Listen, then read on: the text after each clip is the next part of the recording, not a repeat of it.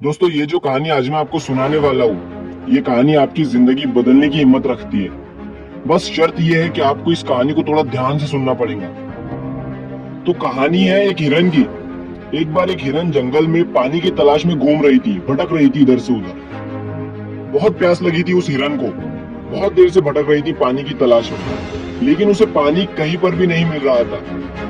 थोड़ी देर जंगल में इधर उधर और भटकने के बाद वो हिरन एक पेड़ के नीचे बैठ जाती है, एक झाड़ के नीचे बैठ जाती है। तो उतने में उसे पानी की नदी की आवाज सुनाई देती है। तो हिरन उस झाड़ के नीचे से उठकर फौरन वो पानी की आवाज की तरफ आगे बढ़ती है। तो वो जो देखती है उसके सामने एक बड़ी सी नदी। तो जैसे ही वो हिरन उस नदी को देखती है तो बहुत खुश होती है, मानो उसे डबल से कोई जिंदगी मिल गई है नई। वो फौरन दौड़ते हुए उस नदी के पास जाती है और जैसे ही पानी पीने के लिए अपना सर नदी में झुकाती है तो उसकी नजर अपने राइट पर पड़ती है। वो जैसे ही अपने राइट में देखती है तो उसे शिकारी नजर आता है, हाथ में तीर लिए हुए, निशाना तान कर खड़ा हुआ। फिर जैसे ही उस हिरन की नजर अपने लेफ्ट में पड़ती है तो उसे एक शेर नजर आता है झाड़ियों के पीछे। अब हिरन पानी वानी सब भूल जाती है, कुछ भी नहीं रहता उसके दिमाग में, प्यास वगैरह। फिर वो हिरन पलटकर अपने पीछे देखती है तो उसे भयंकर आग लगी हुई दिखती है, जो कि धीरे धीरे उसकी तरफ बढ़ रही थी। अब हिरन जाए भी तो जाए कहाँ? राइट में देख रही थी तो शिकारी नजर आ रहा था, जो कि निशाना तान कर खड़ा हुआ था, और अपने लेफ्ट में देख रही थी तो शेर नजर आ रहा था। सामने तो गहरी और लंबी चौड़ी नदी थी और पीछे तो आग लगी हुई थी। चारों रास्ते बंद हो चुके थे, चारों तरफ से मुसीबत आ चुकी थी। अब हिरन सोच में पड़ जाती है और वो ये सोचती है कि चारों तरफ से मेरी मुसीबत आ चुकी है, तो मैं अपना काम करके क्यों ना मरूं? मुझे वैसे भी तो मरना ही है, तो मैं पानी पीकर क्यों ना मरूं?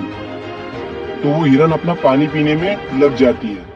लेकिन थोड़ी ही देर के बाद जैसे ही वो हिरन पानी पी रही थी तो उतनी ही देर में ऊपर से काले बादल छा जाते हैं और उन बादलों से बारिश होने लगती है। तो जो आग थी पीछे की लगी हुई वो पानी से बुझ जाती है और पानी के कारण शिकारी का निशाना चुप कर शेर को लग जाता है और शेर की नजर पड़ती है सीधा शिकारी पर। तो शेर शिकारी के पीछे लग जाता है।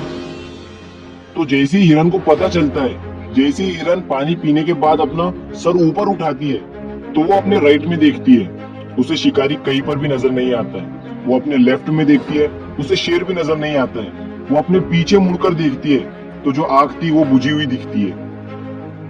मोरल ऑफ द स्टोरी, मेरे दोस्तों, इस कहानी से हमें ये सीख मिलती है कि इंसान की जिंदगी में भी प्रॉब्लम आती नहीं है, और जब आती है तो चारों तरफ से आती है, जिस कारण हर इंसान डर जाता है, घबरा जाता है अपनी इन प्रॉब्लम से। तो आपको क्या करना है ऐसी सिचुएशन में? आपको नहीं डरना है और नहीं घबराना है, बस शांति से 2 मिनट के लिए सोचना है।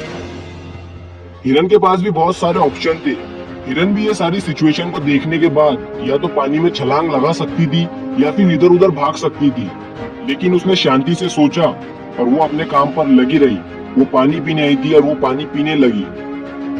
इंसान भी अपनी कामयाबी से थोड़ी ही दूरी पर रहता है, लेकिन उसे मुसीबतें दिखनी शुरू हो जाती है। घर की प्रॉब्लम, पैसों की प्रॉब्लम, जिसके कारण वो कुछ नहीं कर पाता है, घबरा जाता है, डर जाता है। लेकिन आपको ना ही घबराना है ना ही डरना है, बस आपको अपने काम पर बने रहना है।